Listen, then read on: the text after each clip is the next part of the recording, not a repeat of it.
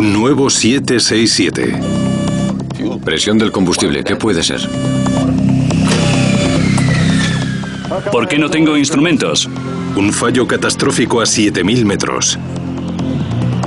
Winnipeg, Air Canada 143. Air Canada 143, adelante. Hemos perdido ambos aviones.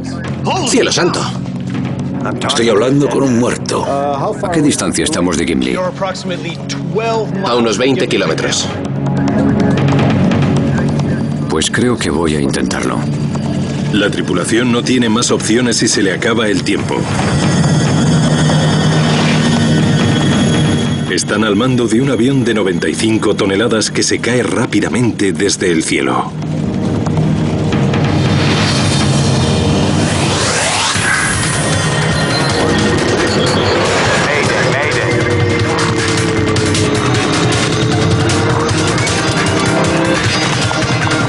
Mayday, catástrofes aéreas. Vuelo milagro. Esta es una historia real, está basada en informes oficiales y declaraciones de testigos. En los plácidos cielos del centro de Canadá, el vuelo 143 de Air Canada acaba de superar la mitad del trayecto de su viaje de Montreal a Edmonton, en Alberta. Buenas noches, señoras y señores. Soy el primer oficial. El avión lleva 61 pasajeros y 8 tripulantes. Hace un día despejado y la temperatura es de 24 grados.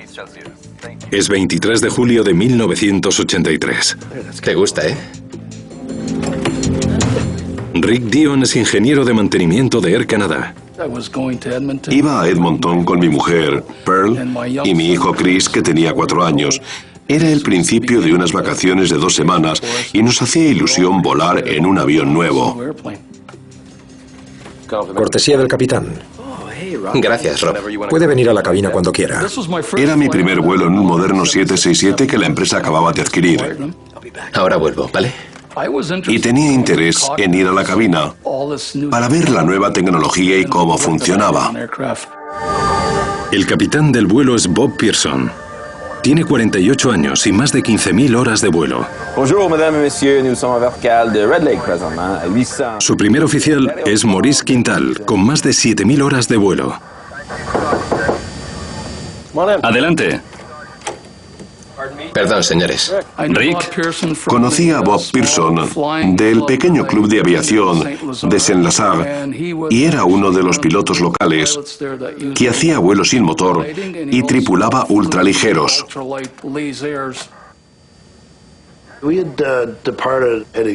Volábamos hacia el noroeste en un día soleado y despejado de julio. El plan de vuelo era a unos 10.000 metros. En 1983 había pocos aviones que volasen tan alto. Y volamos un poco por encima de esta altura, por encima de la corriente del oeste. La tripulación tenía muchas horas de vuelo acumuladas, pero muy pocas en este avión. Es el avión más moderno y avanzado de Boeing, el 767.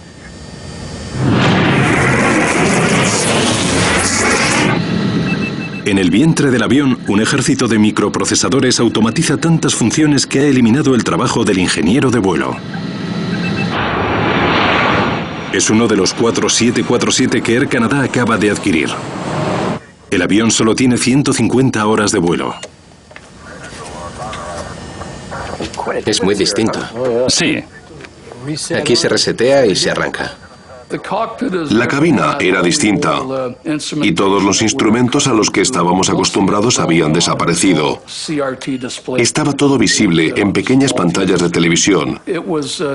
Era un avión de alta tecnología que exigía un gran cambio a la tripulación y al personal de mantenimiento. Era un avión nuevo para el capitán y para mí. Yo solo tenía 75 horas de vuelo a bordo de él y todo me resultaba nuevo. Los pilotos y el personal de mantenimiento aún están conociendo el avión. Estamos en la misma situación. El capitán Pearson le explica a Dion cómo solucionó un problema con los motores en un vuelo anterior. Entonces vuelve a una fase baja y desde allí lo corregimos. Es muy interesante.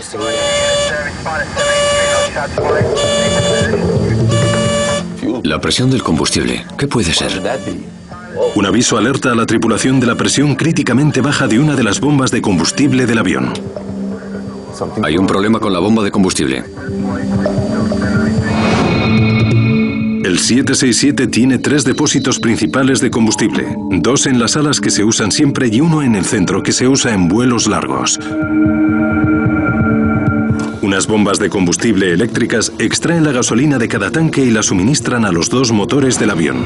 El aviso de presión baja podría significar que una de las bombas necesita mantenimiento o podría ser algo más serio, una falta de combustible. La bomba de combustible delantera no funciona. Espero que solo sea un fallo de la bomba.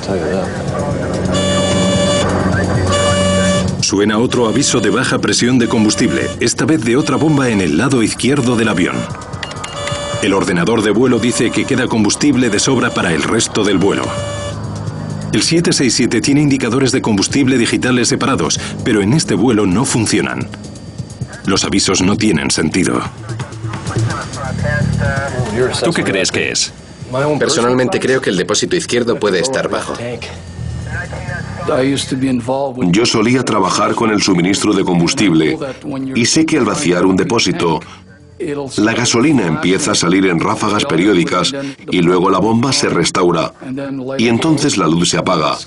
En este caso parecía precisamente eso. El capitán Pearson sabe que si el tanque izquierdo está bajo, el derecho también puede estarlo. Vamos a Winnipeg ahora mismo. Quiere aterrizar lo antes posible por si acaso se está quedando sin combustible. Todavía están a más de 1000 kilómetros de su destino, Edmonton, en Alberta.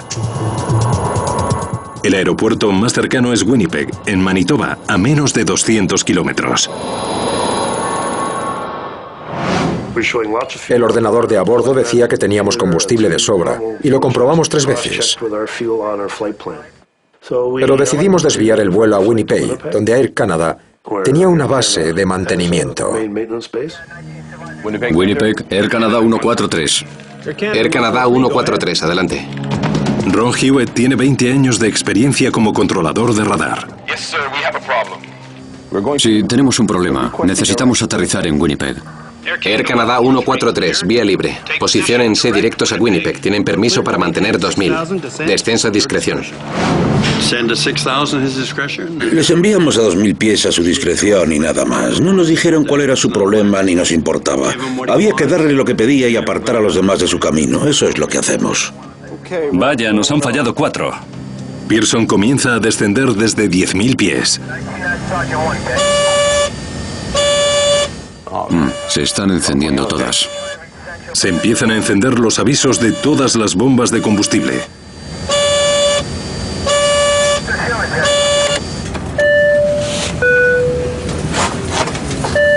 Quintal instruye al personal de cabina que prepare un aterrizaje forzoso. ¿Sí? Tenemos problemas con las bombas de combustible. Vamos a desviarnos a Winnipeg.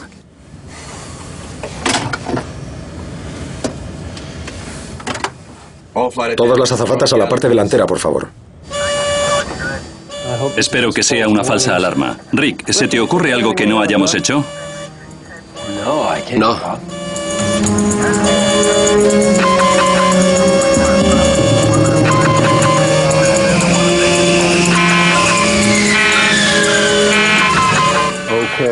Vaya. Hemos perdido el motor derecho. Perder el motor disipa todas las dudas. El avión se está quedando sin combustible.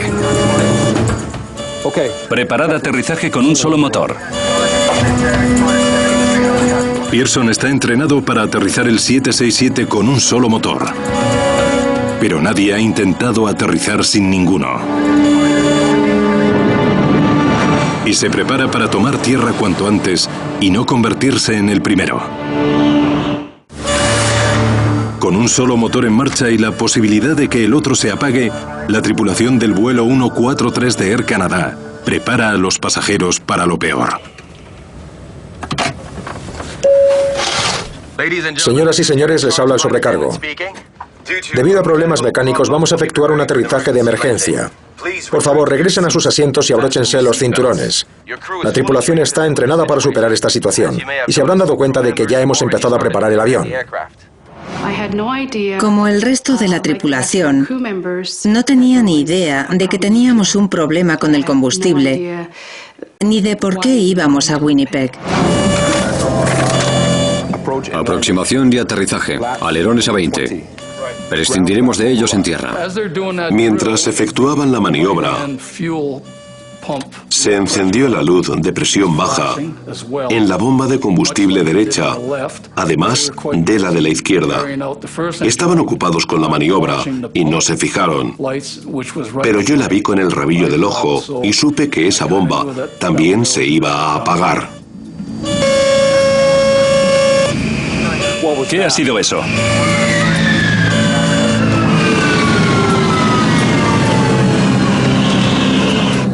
En breve comenzaremos a darles instrucciones.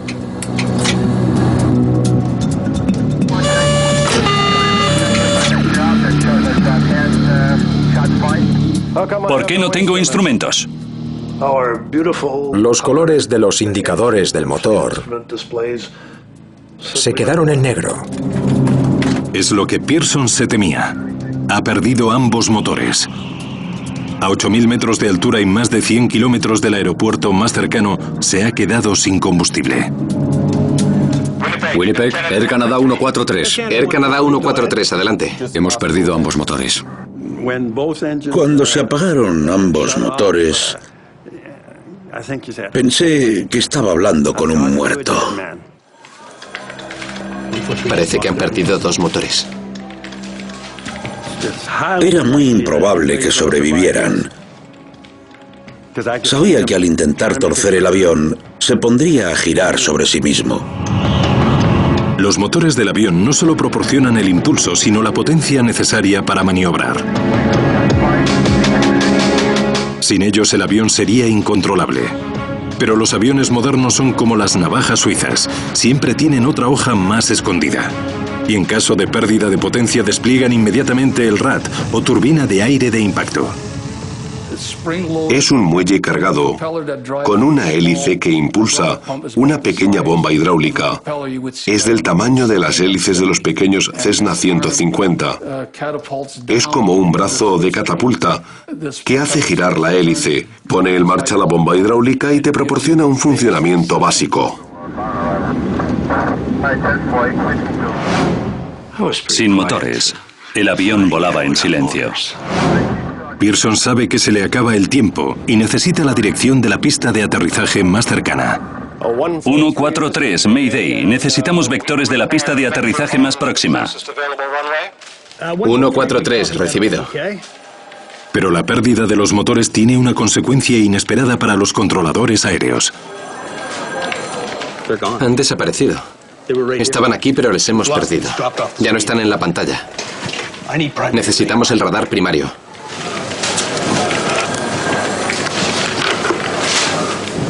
...143. Os hemos perdido en el transpondedor. Estamos tratando de volver a captaros. Trabajamos con el transpondedor, que es un radar secundario. Usamos la señal del piloto para dibujar el avión.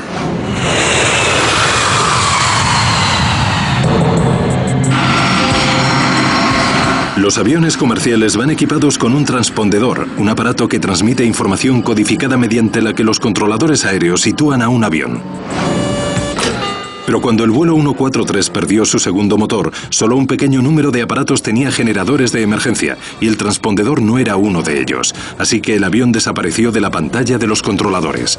El vuelo 143 estaba al este de Winnipeg, pero nadie sabía exactamente dónde ni a qué distancia del aeropuerto. A pesar de su enorme peso, un avión no se cae del cielo cuando se queda sin motor. Sus propiedades aerodinámicas lo mantienen en el aire, cayendo lentamente hacia el suelo. Yo trataba de calcular cuántos kilómetros avanzábamos en relación a los metros que íbamos cayendo. Pero Quintal no disponía de los instrumentos necesarios para realizar ese cálculo, y los controladores tampoco pueden proporcionársela. Primero tienen que encontrar la forma de localizar el avión.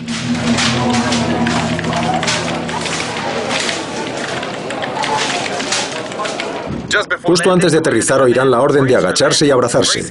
Permanezcan así hasta que el avión se detenga del todo. Hay dos formas de abrazarse. Una es agacharse y rodearse con brazos y manos hacia el respaldo del asiento. Bryce Bell es un hombre de negocios que vuelve a su casa de Edmonton. En cuanto dijeron que íbamos a parar en Winnipeg, deseé no haberme tomado 2 copas. Pensé que el avión iba a estallar en llamas y que necesitaba estar alerta para tomar una decisión en cuestión de segundos. Creo que aquí está. Es este. Como el equipo moderno no podía ver el vuelo 143, los controladores recurrieron al antiguo radar que no requiere un transpondedor para localizar aviones. Encendí el verdadero radar, el reflexivo, que no es tan bueno y que no usamos si podemos evitarlo. Vale, ya lo tengo. A 100 de Winnipeg y 70 de Gimli. Vuelo 143. Estáis a unos 100 kilómetros de Winnipeg y a unos 70 de Gimli. Por primera vez desde que perdieron los motores, los pilotos saben a qué distancia están de Winnipeg. Puede que lleguemos a Winnipeg. Pero Quintal cree que Gimli es una apuesta más segura. Gimli en Manitoba tiene una base aérea militar en desuso. Está a unos 30 kilómetros más cerca que Winnipeg, y por suerte, Quintal se entrenó allí cuando estaba en las fuerzas aéreas y la conoce muy bien.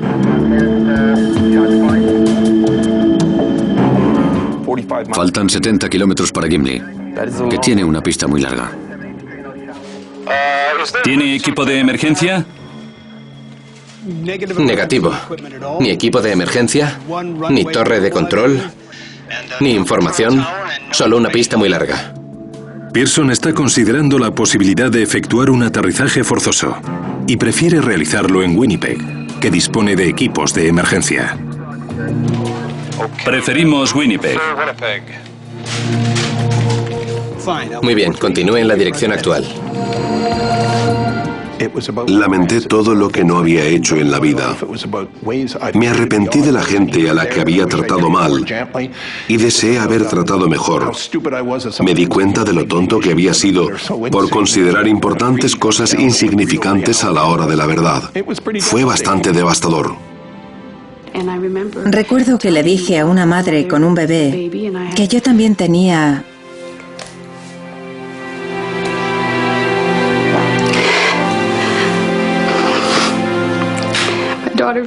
una hija, Victoria, y que iba a salir todo bien. Estoy orgullosa de haberle podido mirar a la cara y decirle sinceramente que todo se iba a arreglar. ¿A qué distancia estamos? Están a 75 kilómetros de Winnipeg. Recibido. Los controladores ya ven el avión en la pantalla y transmiten a Quintal los datos necesarios para calcular si pueden llegar a Winnipeg. ¿Cuál es su altitud ahora? 2.500 metros. A unos 2.500 metros sobre el suelo, el capitán puede ver su destino. El aeropuerto de Winnipeg está a menos de 50 kilómetros. Ya lo vemos. Pero las noticias de Quintal no son buenas. Maurice estaba calculando nuestra situación con los datos sobre altitud y distancia que nos proporcionaban desde Winnipeg y llegó a la conclusión de que no llegaríamos tan lejos. No avanzaremos más de 30 kilómetros. No llegaremos a Winnipeg. Quintal calcula que al ritmo al que van les faltarán unos 20 kilómetros para llegar a Winnipeg. ¿A qué distancia estamos de Gimli? A unos 20 kilómetros. ¿Dónde está? ¿Dónde está Gimli? A tu derecha. Gira a la derecha en 345. Está a unos 15 kilómetros de vuelo. Bien. Iremos allí. Voy a ver a mi familia. Ya no me necesitáis aquí, ¿no? No.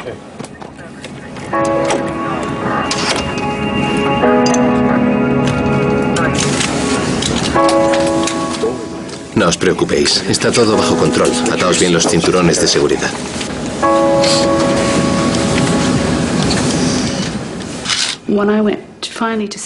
Cuando por fin me senté,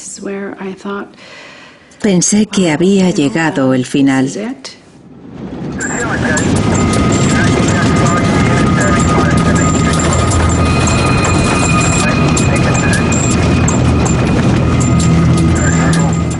Preparados para aterrizar. Recibido.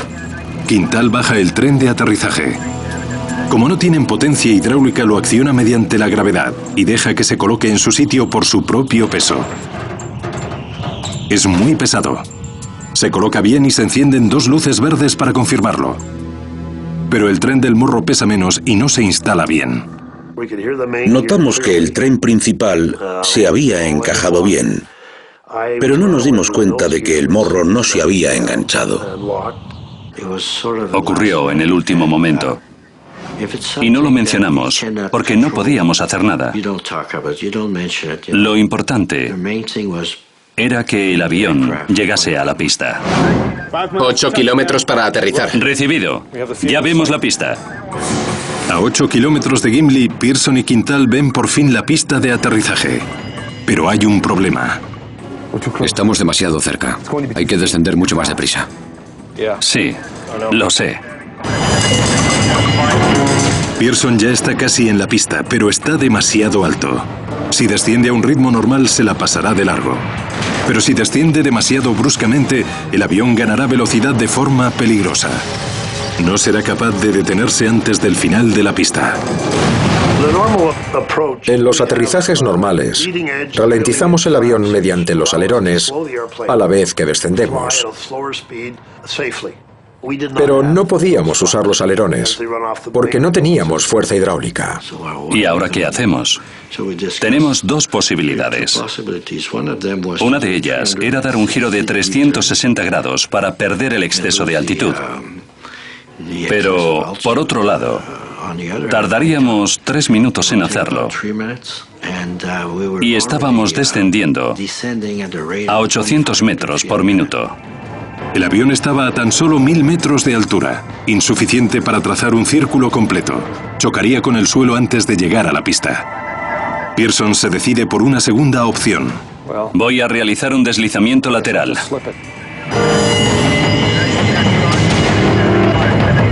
Pearson decide efectuar una maniobra de deslizamiento lateral que no se emplea en los vuelos comerciales, pero que a veces emplean los pilotos de vuelo sin motor. Y el capitán tiene mucha experiencia en planeadores.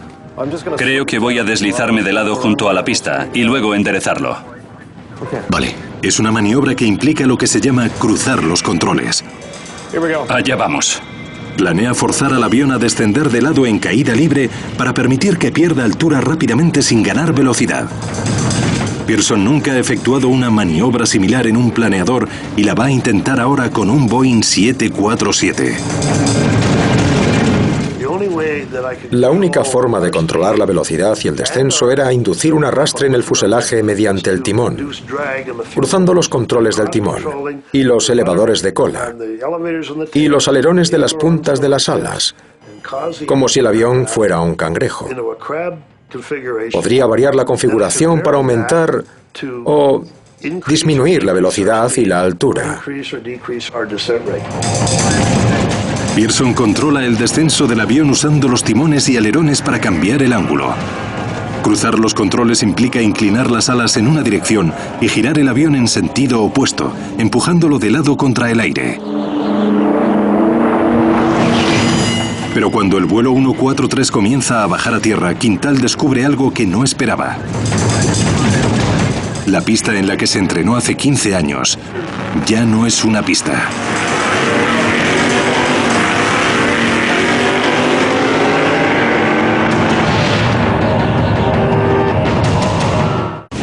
El capitán Bob Pearson se ha quedado sin combustible, sin motores y sin opciones. Si no logra alinear el avión con la pista de aterrizaje de Gimli, no tendrá una segunda oportunidad.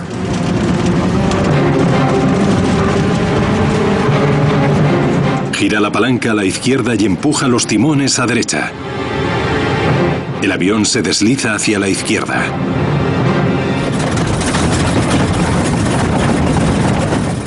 Estábamos sentados en el centro del avión, en la zona más sólida, y había probabilidades de que todo saliera bien. Pero cuando empezó a deslizar el avión de lado, perdí toda la fe. Porque pensé que si un ala chocaba, volcaríamos. El 767 pierde altitud con rapidez y surca el aire de lado. Cuando miré a la izquierda, vi el suelo, porque el avión estaba muy inclinado, tal vez a 60 grados. Era un ángulo muy grande y el morro estaba muy alto. Fue un momento muy incómodo. Me imaginaba lo que estarían pensando los pasajeros. Vi la bancada de arena de un campo de golf y pensé que nos íbamos a estrellar. Pearson tiene que mantener un equilibrio crucial. Tiene que ralentizar el avión para aterrizar con seguridad, pero si desacelera demasiado, el avión podría perder el empuje hacia arriba y precipitarse al suelo. Cuando un piloto aterriza de forma normal, maniobra constantemente accionando las palancas. Pero yo no podía accionar ninguna.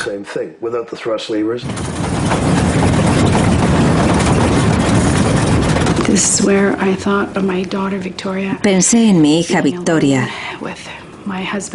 sola con mi marido, y cómo se las iban a arreglar sin una madre. Cuando se acercan, Pearson se concentra en el objetivo, el umbral de la pista. Fue como mirar a través de un túnel y fijar la velocidad en relación con el umbral de la pista. Pero a poco más de 100 metros de la pista, Quintal averigua que sus problemas no han terminado. La pista de Gimli se ha transformado en un circuito de carreras de coches.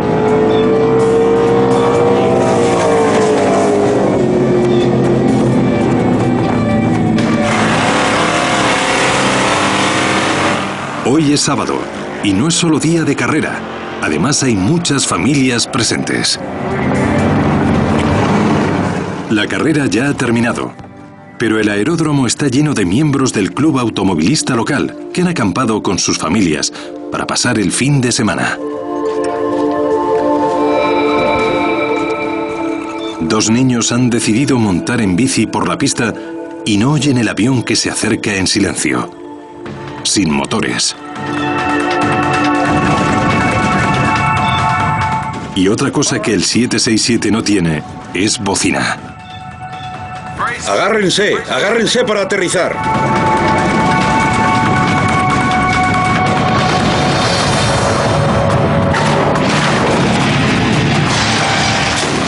El morro dio un golpe contra el suelo. Sonó como si nos hubieran disparado un tiro delante de los pies.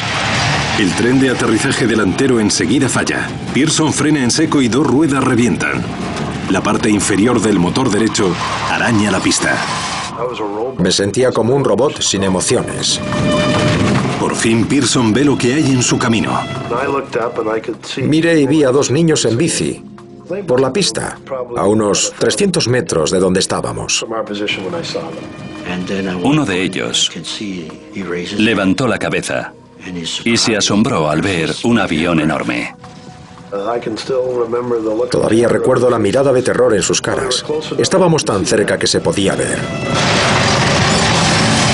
Como no puede maniobrar, la única forma de virar a izquierda o derecha es variando la presión de los frenos de los dos trenes de aterrizaje principales.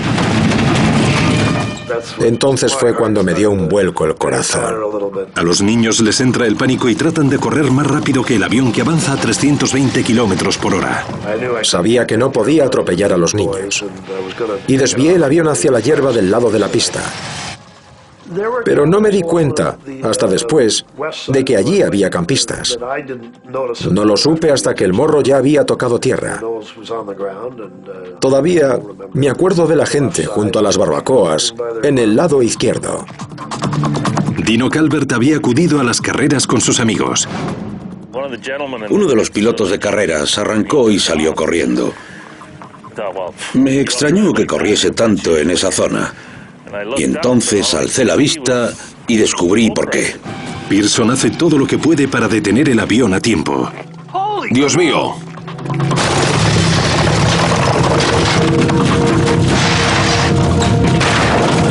El avión choca con una medianera instalada en mitad de la pista. ¿Cuánto humo, Bob?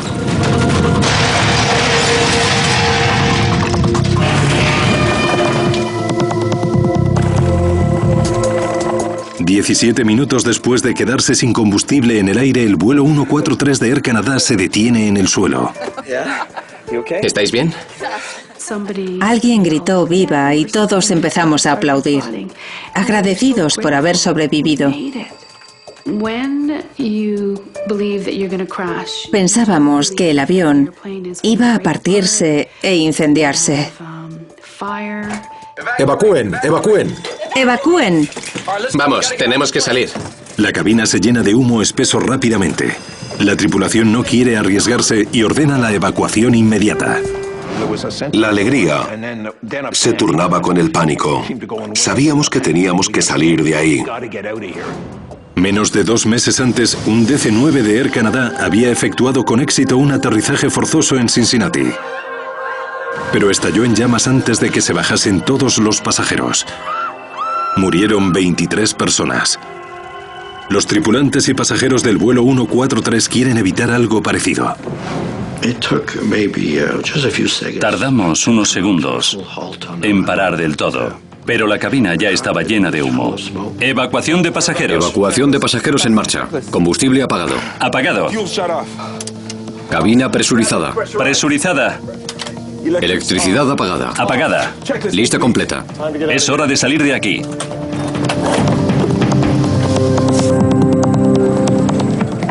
Vamos, coged los extintores. Cogimos los extintores, porque nunca se acude a una pista de carreras sin ellos, y corrimos hacia el avión. Vimos cómo salían las pasarelas para bajar como las patas de una araña. Parecía que el avión se había parado apoyado en el morro. Cuando abrí la puerta y vi lo altos que estaban los toboganes, pensé cómo iban a poder bajar los pasajeros. Debido al ángulo del morro con el suelo, los toboganes de atrás no llegan al suelo. 10 personas resultan heridas leves durante la evacuación, la mayoría por bajar por esos toboganes. Oí por la radio que el avión había aterrizado de una pieza y nos alegramos mucho. Lo celebramos porque todos los pasajeros iban a dormir en sus camas esa noche.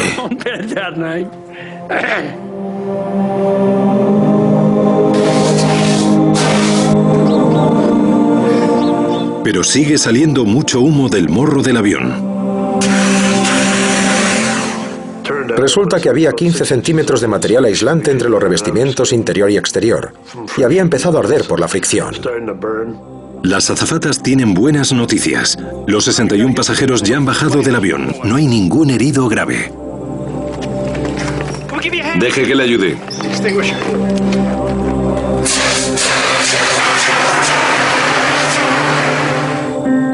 Bob Pearson logró lo que nunca había hecho antes, aterrizar un 767 sin motor, deslizándolo a salvo desde una altura de 8.000 metros.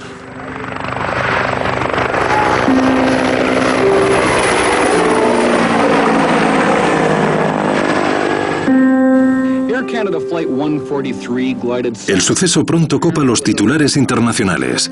La gente se pregunta cómo pudo quedarse sin combustible uno de los aviones más sofisticados del mundo.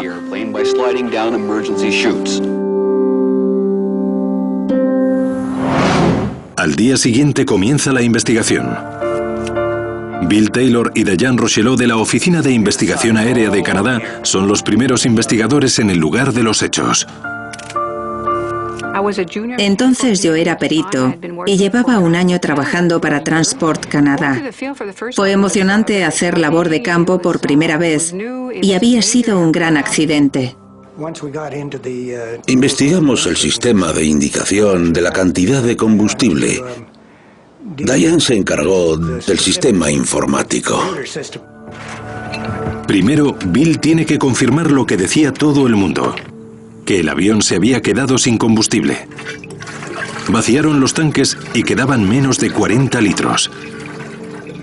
Y un 767 puede llevar hasta casi 100.000 litros. Es como llevar 5 cucharadas de gasolina en un coche. Después tuvo que evaluar la posibilidad de una fuga de combustible durante el vuelo. Buscamos pruebas de algún tipo de fuga de combustible. Incluso entramos en la bodega seca del avión. Aunque soy claustrofóbico y no me hizo gracia, me arrastré por dentro con una linterna y no vi ningún escape de gasolina. La única conclusión posible fue que el avión había despegado sin suficiente combustible. ¿Pero por qué? No me puedo creer que esté de una sola pieza. Diane Rochelot busca la respuesta en la sofisticada bodega electrónica alojada bajo la cabina. Era un tipo de avión nuevo, muy informatizado.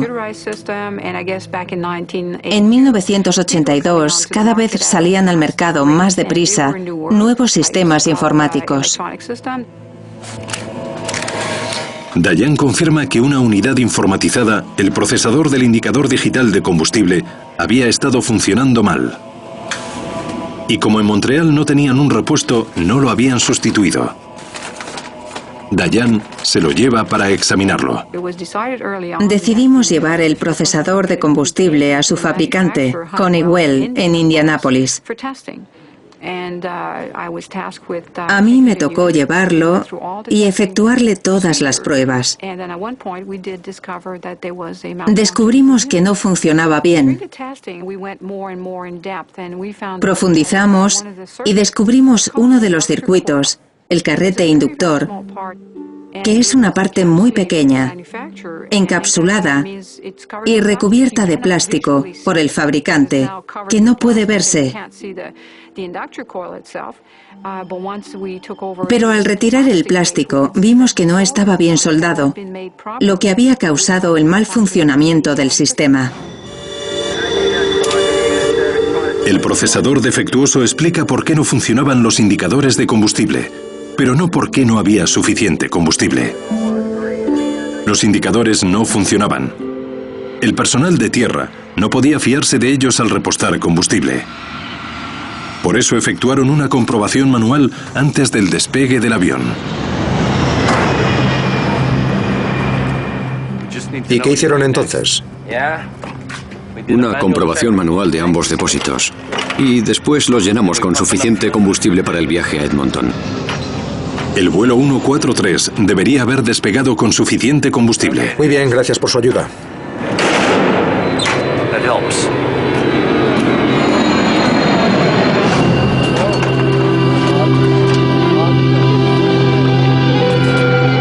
Los investigadores ahora tienen que averiguar cómo uno de los aviones más avanzados del mundo despegó con la mitad del combustible necesario para su viaje.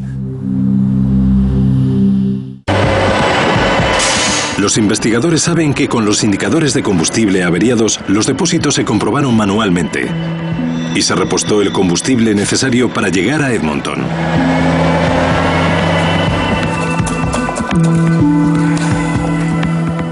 Pero antes de añadir ese combustible, hubo que efectuar un cálculo crucial. Los pilotos necesitan saber el peso del combustible que llevan, pero los camiones cisterna que llenan los aviones se guían por el volumen.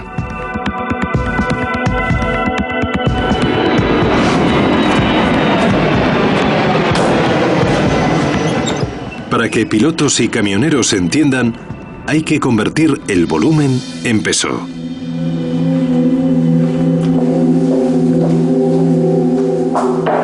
Gracias.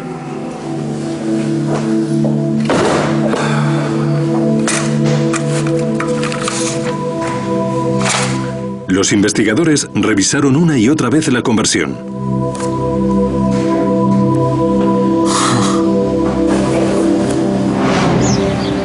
Y los archivos de repostaje del día del accidente les proporcionan la respuesta que buscaban.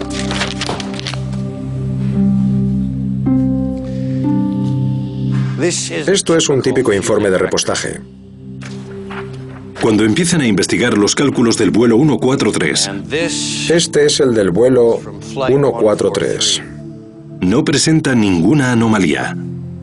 El documento muestra claramente la cantidad de combustible en los depósitos izquierdo y derecho, pero a los investigadores les preocupan dos cifras en particular.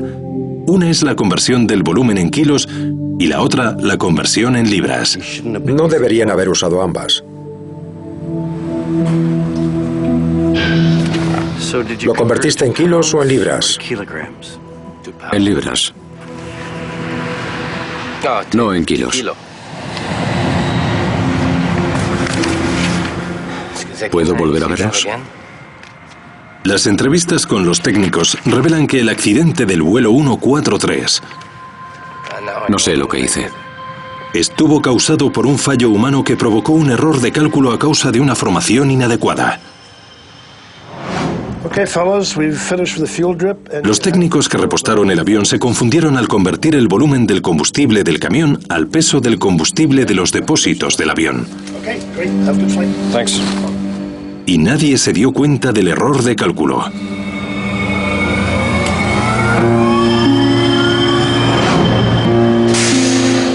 En 1983, el personal de tierra canadiense estaba acostumbrado a convertir a libras el combustible que salía de los camiones. El 767 fue el primer avión de Air Canada con indicadores de combustible en kilos. No deberían haber convertido el volumen de combustible en libras, sino en kilos. El vuelo 143 necesitaba 22.300 kilos de combustible para el viaje, pero partió con 22.300 libras.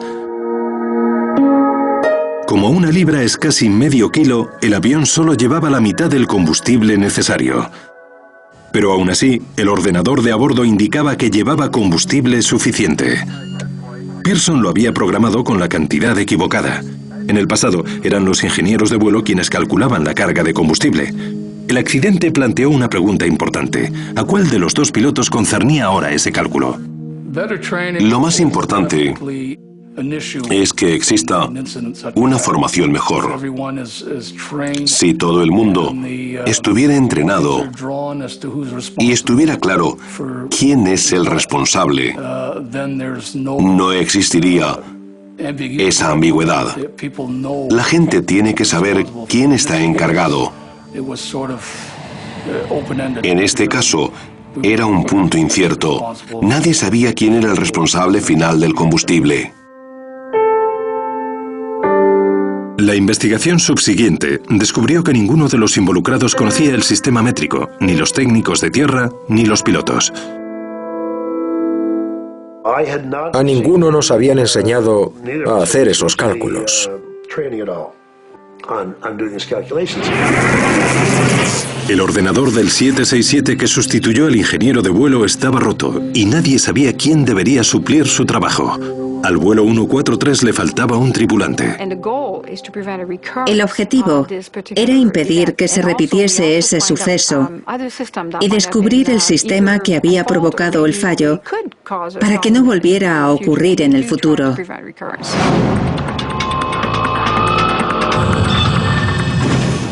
¡Vamos allá! Hicieron falta una serie de errores mecánicos y humanos para que el vuelo 143 se quedase sin combustible. Pero otro fallo de aquel día ayudó a salvar vidas. Si el morro del avión no se hubiera hundido, Pearson habría tardado mucho más en parar. El avión habría chocado con la gente que había ese día en la pista con resultados catastróficos. Podría haber habido heridos e incluso muertos. Pearson y Quintal fueron culpados parcialmente por su papel en el suceso. La investigación del gobierno recomendó a Air Canada reevaluar la formación del personal de tierra y aire en materia de conversiones métricas. También aconsejó que la línea aérea mantuviera más repuestos, en especial procesadores de indicadores de combustible. Rick Dion se retiró en 2003 tras una larga carrera como coordinador de mantenimiento de Air Canada. El primer oficial, Maurice Quintal, fue ascendido a capitán en 1989. El capitán Bob Pearson voló 10 años más con Air Canada y su experiencia en Gimli afectó al resto de su carrera como piloto comercial. Me afectó porque me hizo más relajado como piloto. Por mucho que te entrenes durante años, nunca sabes cómo vas a reaccionar a la hora de la verdad. Ahora sé que pase lo que pase, si el avión se mantiene en una pieza, soy capaz de aterrizarlo a salvo. Así que fue una experiencia relajante.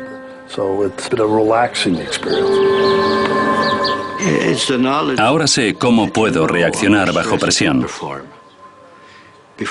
Antes no lo sabes. Te entrenas y cruzas los dedos, pero nunca lo sabes. Fue una maravilla que lo superasen. Lo intentaron repetir en un simulador de vuelo de Vancouver con distintos pilotos y todos se estrellaron. Lo más importante es que cuando se introduce algo nuevo, hay que prestarle especial atención y entrenar a la gente para que sepa utilizarlo. Cuando aterrizamos de una pieza, pensé que tenía una oportunidad para seguir volando. Después de una experiencia cercana a la muerte como esa, te sientes completamente liberado. Aunque cueste creerlo, el accidente fue casi lo mejor que me pasó en la vida, casi tanto como conocer a mi mujer y casarme con ella. 2 días después, tras el aterrizaje en Gimli, el 767 de Air Canada volvió a despegar rumbo a Winnipeg para ser reparado. 25 años después, el mismo avión sigue en servicio y todavía conserva el apodo que le granjeó Bob Pearson: el planeador de Gimli.